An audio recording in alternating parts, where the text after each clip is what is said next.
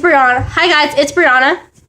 And today we're just going to be teaching you guys some skills and drills for gymnastics and cheerleading. And I say we as in my friend who is in that hallway back there.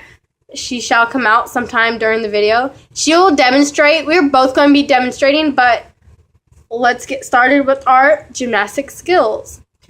The things that you will need for the video that's going to be helpful, you might want to put your hair up. Unless you have short hair, then I guess you don't have to. But if you have long hair like me and my friend, you might want to put your hair in a ponytail. You're going to need loose there she is. You're going to need loose or stretchy clothing.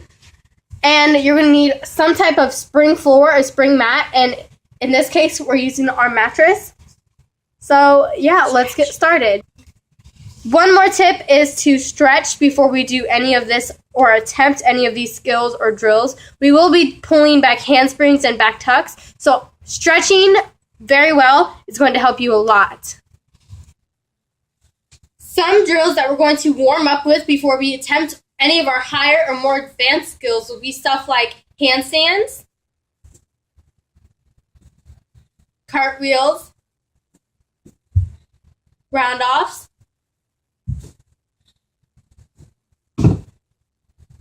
back bends, back bend kickovers, back walkovers, and last but not least, handstand to forward roll.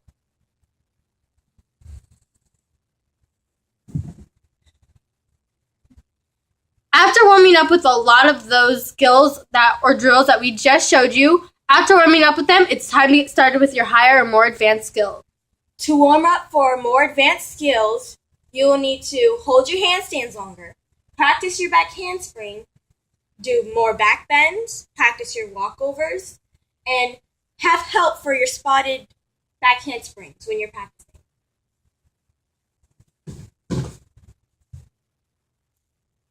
To spot for your back handspring, you're going to need another person, obviously. You're going to want to stand on one of the sides, whether it's left side or right side, whatever side you want to stand on.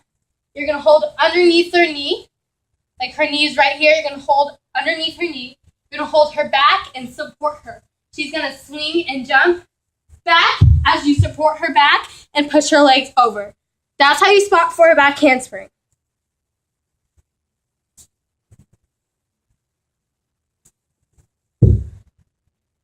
And that's how it should look when spotting for a back handspring. With lots of practice and help, you should soon be able to do it by yourself, such as this.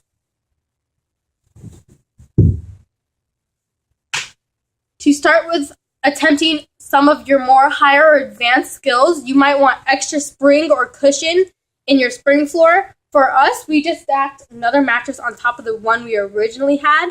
And we also lined the back where she just landed. We also lined the back area with a whole bunch more couch cushions. So we're extra safe and we're ready to start attempting our new higher skills. One great thing about using mattresses is that if we are attempting one of our skills and we kind of mess up and fling the bed off of position like that, it's super easy to move back. So that's why I definitely recommend using mattresses if your parents allow that. A more higher or advanced skill would be a back handspring, which is exactly what she just demonstrated. We're going to take you step by step on how to do your back handspring. It's easier to learn your back handspring if you already have your back walkover and your back bend kickover.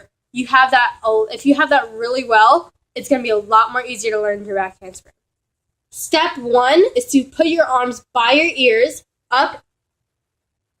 Step 2 is to swing your arms back, bending your legs. As you can see, her legs are bent, her chest is down, and her arms are back. From that position, she's going to use all her power and force up, jump straight up, and back. When you jump back, you're going to land on your arms, block with your shoulders, and land on your feet. Blocking with your shoulders is going to give you the momentum to push off of your hands and give you power to lift up your body and land on your feet correctly. This is how it should look all together. Arms by your ears, swing back, jump, and go.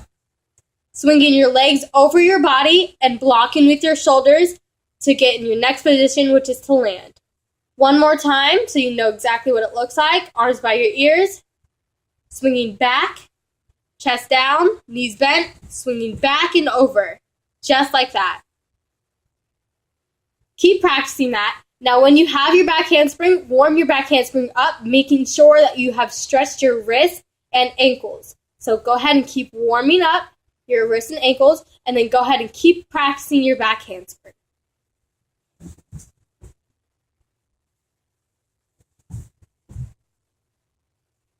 We will show you a second time. See how her legs are very close together? Try to act like you're sticking them by glue. And if you have trouble with that, you can get a belt, wrap it around your hand, and just go into your back handspring to make sure that your legs are completely straight. It's okay. Once you have practiced your back handspring and you think you've got your back handspring pretty well, it's time to start moving on to your higher level skill, which would be your back tuck. A back tuck is pretty much just like a backflip, except when you're going back, you're tucking your legs into your chest and going back. So when you tuck in, there's two ways to tuck in with your legs. You tuck in underneath the legs where you hold your legs like this and you tuck back, or you can hold above the legs where you tuck like this. Does not matter. Personally, I tuck underneath. Personally, she tucks overhand. I tuck underneath, she tucks overhand. Personally, it just helps me get my momentum, and personally, it helps her get her momentum. Honestly, it just depends on what person you are and how much force you're putting into your back tuck. Before trying this by yourself, I would definitely recommend using a back spot. Here's how to back spot on your back tuck. Spotting for your back tuck is very similar for your back handspring. One hand goes behind her knee, one hand goes on her back, supporting her back. This is the only different part in spotting back handspring and back tuck. Different part is that your person or your demonstrator who is trying the back tuck is going to jump up and tuck her legs in a curled motion. When she does this on a spring floor, you're going to want to jump back just a little bit and practice that. Push her legs into her chest when she goes. Push her legs into her chest and push her back. Spotting the back tuck on a spring floor, a spring mat should look like this.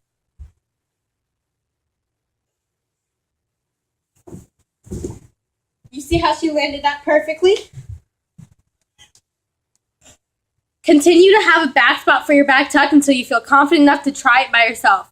When you try it by yourself for the first time, I would definitely recommend doing it into some sort of pit or some kind of off-land thing, something that's a lot lower than what you're standing on. So if you're doing it on a raised level, I would not put anything but cushion on the other level, so it's a little lower and a little bit better for you to land on when you try your tuck by yourself. The back tuck is the highest level that we have currently, so we're just going to be showing you a couple different variations of how to do our tuck. I'm going to be doing my tuck, which is underneath. She's going to be doing her tuck, which is over. So you guys can watch. Maybe you can get some tips from this, but this is pretty much the end of the video, so I guess I'll see you guys next video.